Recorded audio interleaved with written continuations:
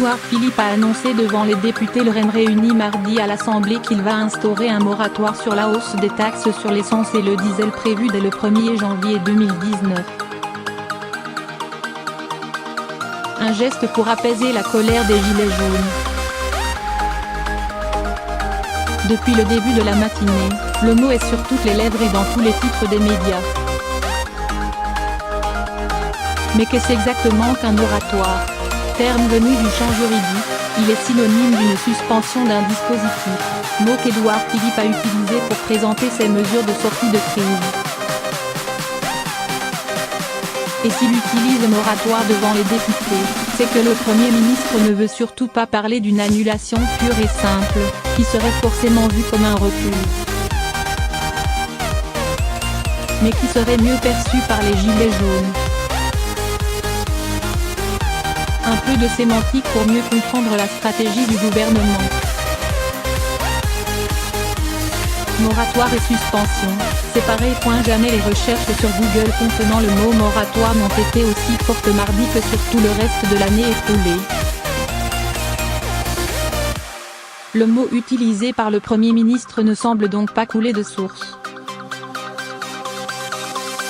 Pour bien comprendre l'annonce d'Édouard Philippe, il n'est pas inutile de se plonger dans un dictionnaire.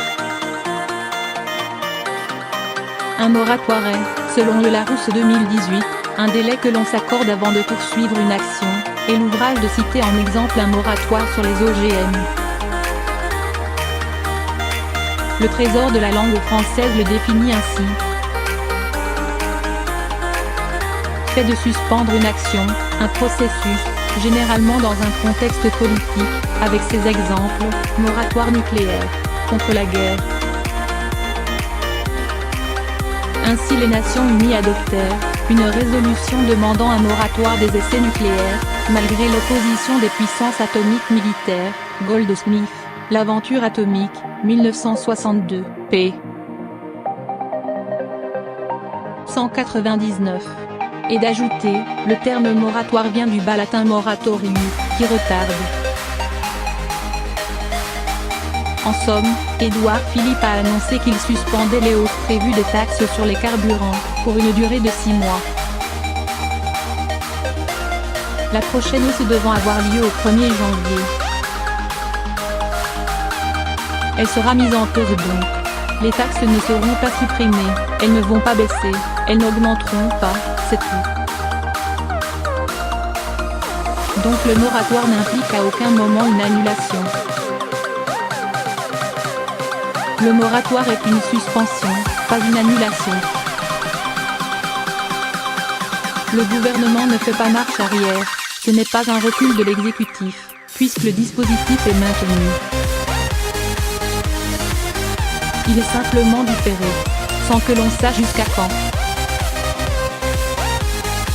Un exemple historique, en 2006, face à de très nombreuses manifestations des jeunes contre le contrat première embauche CPE, Jacques Chirac avait maintenu la loi instaurant ce nouveau contrat de travail, l'avait maintenue tout en demandant dans la foulée qu'elle soit suspendue. La loi existe toujours, mais a été rendue inapplicable. Cela fait donc 12 ans qu'elle est suspendue. Le moratoire sur les taxes avait été ardemment souhaité par de nombreux responsables politiques. Gérard Larcher, président, LR, du Sénat, le demandait, François Bayrou également et même plusieurs députés de la majorité. Le moratoire permet au gouvernement de sauver la face, pour l'instant. C'était le leitmotiv durant les 3 premières semaines du mouvement, on garde le cap, répétaient députés et ministres. Un exemple. Car pour le gouvernement, le pire serait de montrer qu'il recule, qu'il cède à la pression de la rue pour annuler des mesures prévues par une loi votée par le Parlement. C'est là que le moratoire intervient. Comme il s'agit d'une pause, le gouvernement pourra dire que le cap est maintenu, puisque les hausses restent prévues, mais retardées. Ainsi, Édouard Philippe a dit devant les députés mardi, une taxe, ce n'est pas une réforme, mais un moyen de la réforme. Un artifice de communication qui fonctionnera difficilement, les commentateurs y verront forcément un recul et les gilets jaunes, eux, préféreront une annulation pure et simple. Plusieurs représentants des manifestants ont indiqué que ce geste n'était pas suffisant. On ne va pas se faire endormir par un moratoire, les revendications sont beaucoup plus larges que cela, a de son côté déclaré Benjamin Cauchy, membre du collectif des Gilets jaunes libres qui a lancé un appel dans le JDD. La page Facebook Les Gilets jaunes reconnaît-elle une petite victoire, pas du tout suffisante,